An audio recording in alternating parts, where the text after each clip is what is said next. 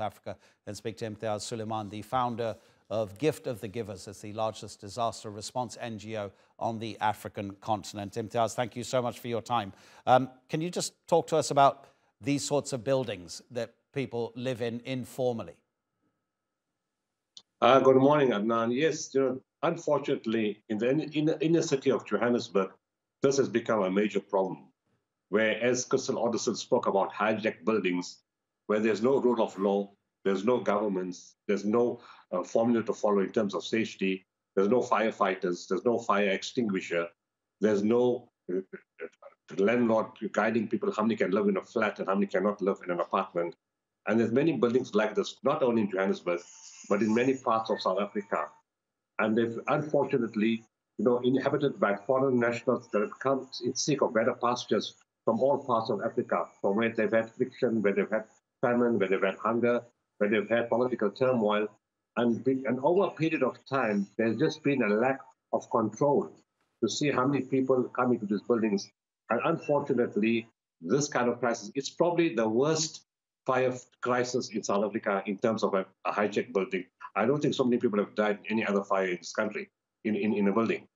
And it's tragic, and of course it's going to set new standards in terms of the city of Johannesburg and the country, the local government, looking at these type of buildings and the rule of law once again. But unfortunately, so many people have to die before we could take action to prevent this kind of things in the future. Imtiaz, whose responsibility is it, do you think? Is it the central government or Johannesburg city administrators? Why would they allow people to live in buildings like this, which have been shown to be unsafe? Is it because they need the labor that the migrant workers are bringing and they don't want to return the favor of the duty of care that they are due?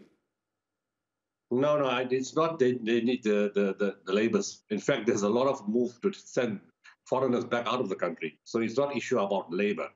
The government is not very keen on foreign workers in the country, but of course we have to give allegiance to those countries that supported the government during the apartheid era. So, it's an African issue. So, but by far and large, many people on the ground are not very happy with foreign nationals being in the country. I mean, you can't blame everybody. These are innocent children, men, women looking for pastures like anybody would look, like the people from Syria moving to your country, like people from North Africa moving to Europe. It's a very similar type of situation. But it's not about jobs. Yes, the companies who employ these people pay them much lower salaries. So the companies are quite happy with foreign nationals at a much lower earning capacity and much lower wages. But in terms of the responsibility, this is the responsibility of the city. It's not a national government responsibility. Rates, water, electricity, fire, all those kind of things are controlled by the city. And it's a very strange kind of thing that's happening. On the one side, in 2021, in April, when the hospital, Charlotte Maxeke, one of the most important hospitals in Johannesburg, burned, the city clamped down and said the hospital can't be open. There's no fire rules. There's no fire regulations. We just renovated an entire section at a cost of 60 million rand in that hospital. But the hospital was shut at the height of COVID by the same city council that has done nothing about these buildings and to see how they function. So it is their responsibility.